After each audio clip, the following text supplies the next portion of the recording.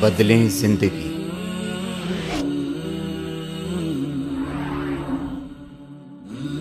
زیتون T V. اللہ تعالیٰ نے ہمیں جن باتوں کا حکم دیا ہے وہ دو قسم کی ہیں۔ ایک وہ ہیں جو ہمارے جسم سے انجام پاتی ہیں، جیسے ظاہری جسم سے نماز پڑھ لینا، روزہ رکھ لینا، تلاوت کر لینا، زبان سے ذکر کر لینا، یہ سب عبادات ہیں جو جسم سے ادا ہوتی ہیں۔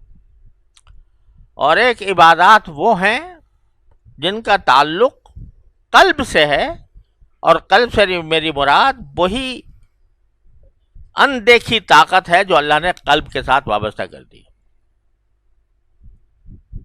اس میں اگر تکبر کے جذبات پیدا ہو رہے ہیں، اپنے آپ کو آدمی بڑا سمجھ رہا ہے، دوسروں کی تحقیر اس کے دل میں ہے کہ یہ کیا ہے، اس کی کیا حیثیت ہے میرے مقابلے میں ہوں بڑا، تو یہ اخلاق ذمیمہ ہے، یہ تکبر حرام ہے، تکبر حرام ہے۔ اسی طرح حرام جیسے شراب پینا حرام، جیسے زنا کرنا حرام، اسی طرح تکبر کرنا بھی حرام ہے، اور بہت سے گناہوں کا منبع ہے، سرچشمہ ہے۔ تو اگر خلق مستقیم ہے جو مانگا جا رہا ہے اس حدیث میں، اس دعا میں، اگر خلق مستقیم ہے تو اس خلق میں تکبر نہیں ہوگا، اس کے بجائے تواضع ہوگی۔ آدمی کو ہر وقت اپنی حقیقت پر نظر رہے گی۔ یہ جو انا ولا غیری کے نعرے لگاتا ہے بندہ، اپنے کو انانیت ہوتی ہے، اپنے آپ کو بڑا سمجھتا ہے، ساری دنیا کو اپنے مقابلے میں بیوقوف سمجھتا ہے، یا دوسرے کو حقیر سمجھتا ہے، یہ بڑائی جو دل میں آ رہی ہوتی ہے، یہ بڑائی انسان کو بیمار کر ڈالتی ہے، اس سے بے شمار بیماریاں پیدا ہوتی ہیں۔ اگر اس کو اپنی حقیقت پر نظر پڑے کہ میں کیا ہوں بھائی، کہاں سے پیدا ہوا تھا، میری اصل کیا تھی، میری اصل کیا تھی، ایک گندا پانی، وہی تو اصل تھی نا میری۔ کسی نے یہ جملہ کہا تھا کہ کسی وقت کے ایک متکبر نے کہا کہ تم جانتے نہیں میں کون ہوں۔ یہ متکبر لوگ یہ بڑا لفظ استعمال کیا، جانتے نہیں میں کون ہوں۔ تو جواب دینے والے نے جواب دیا، ہاں میں جانتا ہوں تم کون ہو، تمہاری ابتدا گندے پانی سے ہوئی تھی، اور تم اس وقت بھی اپنا سارے جسم میں نجاست بھرے ہوئے پھر رہے ہو۔ یہ جلد ہے، کھال ہے جس نے نجاستوں کو چھپایا ہوا ہے۔ کسی ایک جگہ سے ذرا چیر کے دیکھ لو اس جلد کو، اندر کیا ملے گا؟ خون ملے گا، پیپ ملے گی، نجاستیں ملیں گی۔ تو ابتدا تو تمہاری ہوئی تھی ایک گندے پانی سے، اور اس وقت بھی جب تم یہ کہہ رہے ہو میں کون ہوں، مجھے جانتے نہیں میں کون ہوں، اس وقت بھی آپ کے سارے سارا جسم نجاست سے بھرا ہوا ہے۔ اور جس دن تمہارے میں سے روح نکل گئی تو تم ایک مردہ لاش بن جاؤ گے۔ میں یہ حقیقت جانتا ہوں تمہاری، تم جو کہہ رہے ہو کہ میں کون ہوں جانتے نہیں۔ آپ ادھر سوچو کہ جب انسان مر جاتا ہے تو مرنے کے بعد گھر والے بھی اس کا نام لے کر نہیں پکارتے، کہتے میت کو لے آؤ، میت کو نہلا لو، میت کو گھر سے اسپتال سے گھر لے آؤ، میت کو اٹھا لو، میت کو لے جا کے قبرستان لے جاؤ، میت کو دفن کر دو۔ نام ہی ختم ہو گیا۔ اس وقت کوئی بیٹا یہ نہیں کہتا باپ کو، میرے ابا کو یہ کر دو، کوئی بیوی یہ نہیں کہتی میرے شوہر کو یہ کر دو، میت کو یہ کرو، میت کو یہ کرو، نام ہی بدل گیا مرتے ہی۔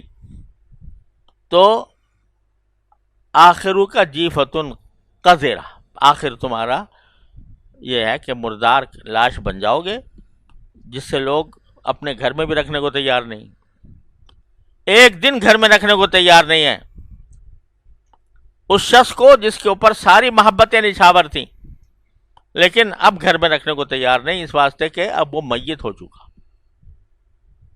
آخر یہ ہے جب بندے کو اپنی یہ تین انجام سامنے نہیں ہوتے، اپنی اصل سامنے نہیں ہوتی، اپنی موجودہ حالت سامنے نہیں ہوتی، اور اپنی انتہا سامنے نہیں ہوتی، تو تکبر پیدا ہوتا ہے۔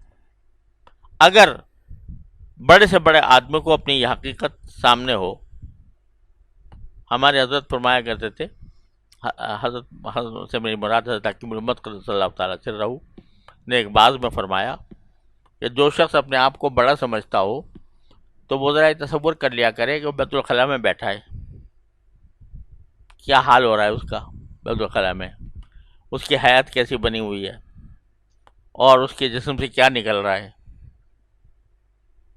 جس شخص کو جو آدمی بیت الخلاء کی حیات میں بیٹھے اور وہ ایسی حالت ہوتی ہے، کوئی کسی کے سامنے کسی کو دکھانا پسند کرے گا کوئی آدمی کہ بھئی مجھے اس حالت میں دیکھے کہ میں یہاں بیٹھا ہوں ننگا اور میرے جسم سے نجاستیں خارج ہو رہی ہیں، کوئی دکھانے کے پہ لائق نہیں ہوگا۔ تو اے متکبر، اپنی اس حالت کو تو یاد کر لیا کر کہ تو کس حالت میں ہوتا ہے کہ اللہ تعالیٰ کی طرف سے ہر روز۔ تو تکبر کی جو بیماری ہے وہ اخلاق کی خرابی ہے۔ بظاہر چاہے آدمی آپ سے بڑا خوش خلقی سے مل رہا ہو، لیکن دل میں اگر تکبر بھرا ہوا ہے تو وہ خوش اخلاق نہیں ہے، خلقا مستقیما نہیں ہے۔ اسی طرح جو ہے اگر اخلاص نہیں ہے، دکھاوا ہے، اس لیے یہ کام کر رہا ہوں کہ اگر نہیں کروں گا تو لوگ کیا کہیں گے، کہیں تحفہ دے رہا ہوں کسی کی شادی پر، بیاہ پر،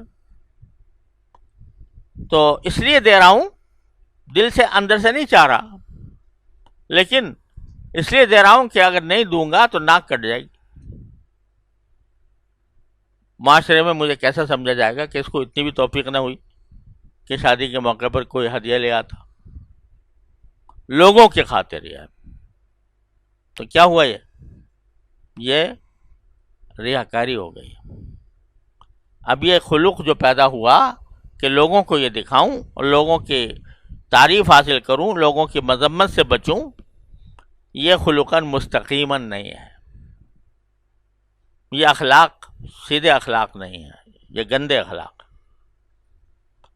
تو یہ جو تصوف ہے سارا اور طریقت، وہ ان اخلاق کو مستقیم بنانے کے لیے ہوتی ہے، کیونکہ بسا اوقات اپنی بیماری کا آدمی کو خود پتہ نہیں ہوتا۔ وہ بیماری اچھی ہے جس میں بیمار کو پتہ ہو کہ میں بیمار ہوں، تو کم از کم کسی طبیب کی طرف رخ کر لے گا، اس سے کوئی علاج کروا لے گا۔ لیکن آدمی بیمار ہو اور سمجھے ہی نہیں کہ میں بیمار ہوں، تو وہ خطرناک چیز ہے۔ اور یہ جو اخلاق سیئہ ہیں، برے اخلاق ہیں، یہ ایسے ہی ہیں، بکثرت ایسے ہوتے ہیں کہ بندے کو خود احساس نہیں ہوتا کہ میرے اندر یہ بیماری پائی۔ آپ ذرا سوچ لو، دنیا کے کسی متکبر سے متکبر انسان سے پوچھو بھائی تم تکبر کرتے ہو، کیا کہے گا؟ نہیں کرتا۔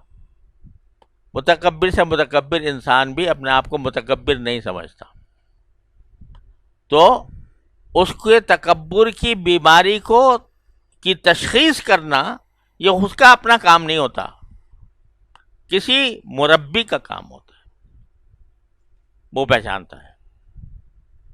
اور رسول کریم صلی اللہ علیہ وسلم کے مقاصد بعثت میں بیان فرمایا گیا، یزکیہم، کہ اللہ تعالیٰ اس لیے بھیجا ہے رسول کریم صلی اللہ علیہ وسلم کو تاکہ لوگوں کا تزکیہ فرمائیں۔ تزکیہ کے معنی یہی ہے پاک صاف کریں ان بری خصلتوں سے اور ان برے اوصاف سے۔ اس لیے آپ نے صحابہ کرام کی اسی طرح تربیت فرمائی، اور اس تربیت کے نتیجے میں صحابہ کرام مجلہ مصفہ ہو کر نکلے۔ تو وہ سلسلہ پھر آگے بھی جاری رہا، صحابہ نے تابعین کا تزکیہ کیا، تابعین نے تابعین کا کیا، اور پھر آخر تک ہمارے زمانے تک چلا آ رہا ہے۔ تو آدمی صرف علم حاصل کرنے پر اکتفا نہ کرے، بلکہ اپنا تزکیہ کرائے، جس سے اس کے اخلاق صحیح ہو جائیں، مستقیم ہو جائیں۔ اور جیسا میں نے عرض کیا تھا کہ جہاں نبی کریم صلی اللہ علیہ وسلم کوئی دعا مانگتے ہیں تو مقصد یہ ہوتا ہے کہ ہمیں سکھائیں کہ بھئی یہ چیز حاصل کرنے کی ہے، حاصل کرو اس کو۔ تو جب یہ مانگا کہ قلب سلیم اللہ عطا فرما دے اور خلق مستقیم عطا فرما دے، تو پیغام دے دیا کہ اپنی زندگی میں یہ دو چیزیں حاصل کرنے کی فکر کرو۔